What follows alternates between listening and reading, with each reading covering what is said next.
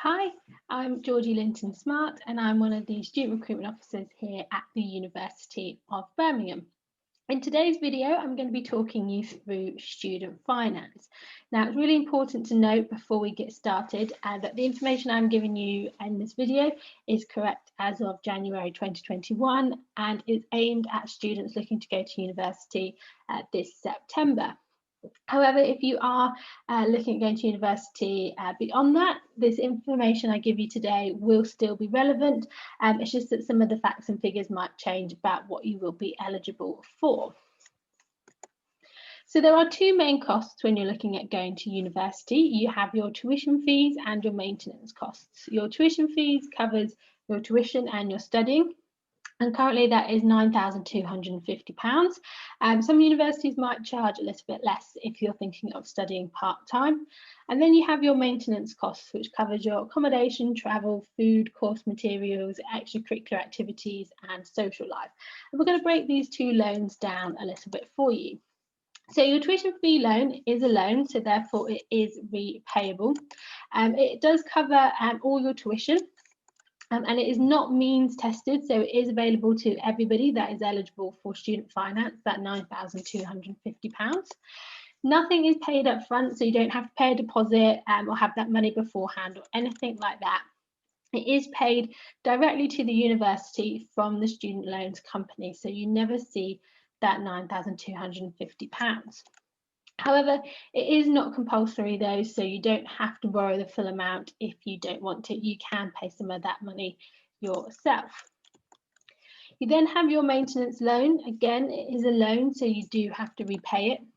And this is to help with your living costs, so your rent, your bills, travel, course materials, anything that you might need while studying. It is means tested, so part of the loan does depend on your household income, but everybody is entitled to a minimum amount. And I'm going to break this down for you in some tables throughout my presentation. And there is also extra help available to students who have a disability, long-term health condition, mental health condition, specific learning disability, or if you have children or adult dependents. So if you are likely to come under one of those, then you can do some extra research on the government website to see what extra funding you might be eligible for. So looking at this table then, student finance is kind of split up into four main areas. So you've got, if you're planning on staying at home, if you're going to move away from home but not go to London, if you're going to move to London, and if you're looking at going overseas. And that's if you're going to go overseas for 1 year of your UK study, not study at a university overseas for your full degree. And then I've got three columns. So you've got the maximum loan, the non-income assessed, and the income assessed. So to break it down for you, everybody will get the minimum amount, which is the non-income assessed column. And then depending on your parental or household income will depend on how much more you get on top of that. Now, the reason why London is separate to elsewhere is because student finance does recognise that living in London and the cost of living in London is a little bit more than other places in the UK. So you do get a little bit extra money if you are thinking of going to London. Now, to break this down a little bit further for you, in this second table I've got here, I've got some examples of household income on the left-hand side. And then I've got, if you're planning on staying at home, elsewhere, and London. And you can see roughly, depending on your household income, how much money you may be eligible for as part of your maintenance loan. Now, if you do want to get an exact figure, you can go onto the government website, gov.uk/student finance, and there is a calculator on there, and you can put in all your information that you need, and it will tell you how much you will be eligible for. And it's a really great way to help you start planning when you start looking at the types of accommodation that you might want to stay in whilst at university. Scholarships and bursaries. So another way that you might be eligible for some money is through a scholarship or bursary, and these are non-repayable, so it's money to you that you can spend that you don't have to repay. Financial support awarded to you whilst you are studying, so a lot of the time it will be for the duration of your degree programme, and it is usually based on some certain criteria. So for example, it could be academic achievement, it could be subject specific, it could be based on your household income, or for a certain profession that you are looking at going into. There are also other award schemes that you might be eligible for as well. And universities do money off accommodation, reduction in tuition fees, cash awards, or a combination of those rewards. Usually with these types of scholarships and bursaries, it does come with a condition that you put the university as their firm choice on UCAS. So do make sure you read the terms and conditions when you are looking at scholarships and bursaries.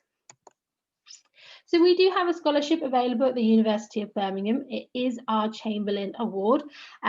The figures for 2021 aren't available on the website just yet, so I'm going to cover the 2020 information for you. And again, it is likely to stay the same. So if your household income is below £25,000, or you successfully complete a Pathways programme and your household income is below £60,000, or if your household income is below £60,000 and you're in a low progression neighbourhood, which is defined as Polar 4 Quintile 1, when you apply to study at Birmingham, you will be eligible for our Chamberlain Award, which is a cash bursary given to you to spend whilst you are studying. Okay, if you want to know or find out if you do fit into that Polar 4 Quintile 1 area, we do have a postcode checker available on our website. It is under our Pathways section on the website, so you can go on and see if you are eligible there. But you do also need to make sure that you have ticked the boxes on UCAS and on your student finance application to say that you are happy for them to share your information, so we get access to those records. Other sources of finance, other ways you might get some income. Scholarships and bursaries, as I've just gone over. NHS funded bursaries are available for medicine and dentistry in your later years of your degree and some social work courses. There is the NHS maintenance grant. This is a fairly new grant that is available. So if you are thinking of studying an NHS-based course like nursing, this might be available to you. If you do a year in industry or professional placement year or a sandwich year, you do usually get paid for that year in industry. You might want to think about getting a part-time job whilst you are studying at university, not only to get some extra income, but to help with your skills. An internship or a summer job, so you might want to work over the summer holidays, get a job back home, and then save up money that way. Trust and charities, so do have a look at any local trusts near where you're living to see if they do scholarships and bursaries for students in the local area going to university. And then you also have your parents, so you might want to have a conversation with your parents about if they are able to support you whilst you are studying at university. So what about repaying your loan? So I said at the start of the presentation, it is a loan, so it is repayable. And I'm going to talk through how kind of the repayment process works, because it's not like a standard loan that you might have heard of before. So this is the information that's correct for April 2021. Again, it does change, but it's likely just to be the figures, not necessarily how it works. So you do get a year off after you graduate, so you do wait until the following tax year. Everything is linked to your salary, so it's linked to how much you earn, not how much you owe. Currently, the threshold for repaying is at £27,925, and this tends to be in line with the graduate employment salary as well. So that's why that figure does change year on year. It is one repayment each month that does come out of your salary. So when you get your monthly paycheck, it has already been deducted, just like tax. And it is only for 30 years. So any student loan you have left after 30 years, it does get wiped clear. So we're going to have a look at a little table here. On the left-hand side, I've got your annual income, and this is before tax. So as you can see, we're starting off with the minimum amount there of £27,295. And if you're earning that amount of money each year, you would not be paying back any of your student loan. As you earn more money, as you can see, the repayment goes up. So if you were earning £40,000, you'd be bringing home £3,333 before tax, and you would pay back £95 a month of your student loan. There is some interest, so it is a loan, which means you do have to pay interest on it. And this is where it can get a little bit confusing, so I'm not going to go into too much detail. But the main thing to know is that you'll pay different amounts of interest depending on how much you earn or if you're still studying. So if you're still studying your degree, you pay the RPI. If your income is under the threshold, it is the RPI. at 2.6%. If you go over that up to 49,000, again, RPI plus up to 3%. And then once you go over 49,000, it is capped at 5.6%. So you do have to pay some interest on it, but it does depend on your earnings. So for the application, you do apply for funding through student finance. If you are looking at starting in September 2021, the deadline for your application is May. So that's this coming May. You can go on to the website and start looking at all the information already. So it's never too soon to start kind of doing your research. For the application process, you will need a couple of documents. So you need things like your passport, national insurance number, bank details, and you must have a bank account in your own name for your maintenance loan to go into. You do apply online and you apply using your preferred university choice. So it usually tends to be your firm choice on UCAS. You don't have to have a confirmed place at university to apply. So do get your application in nice and early. Don't leave it too late. And it can take a long time to sort the process out. So the earlier you do it, the better, so that you do receive your money at the start of term. And they might ask for further information and evidence as well. So that's why it's also really good to do it nice and early in case you need to find some extra documents or your parents need to find some extra documents as well. So how the payment process works then, so as I mentioned at the start, tuition fees are paid directly to the institution. This is in 3 separate instalments, so usually in September, January, and then about Easter time as well. And then the same for maintenance loans, grants and scholarships are paid directly to you as the student.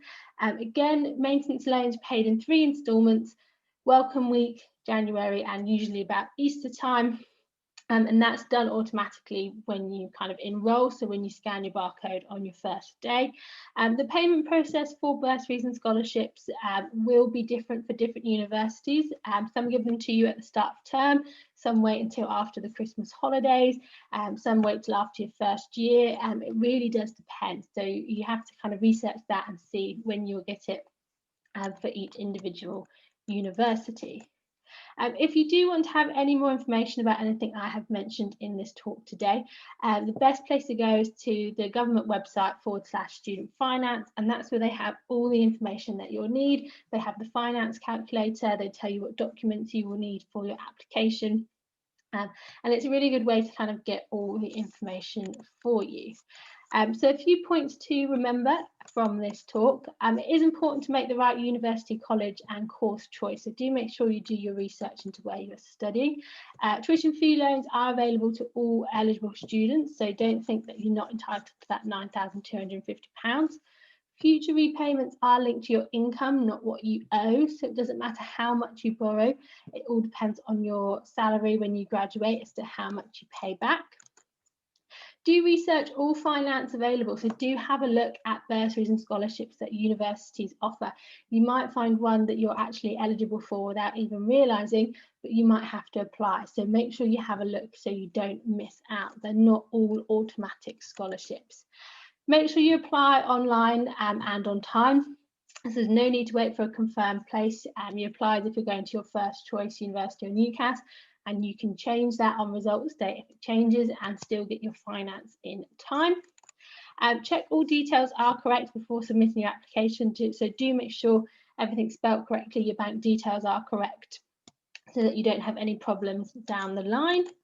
And then if you do have any questions, there's loads of information on the Student Finance website. Thank you very much for listening.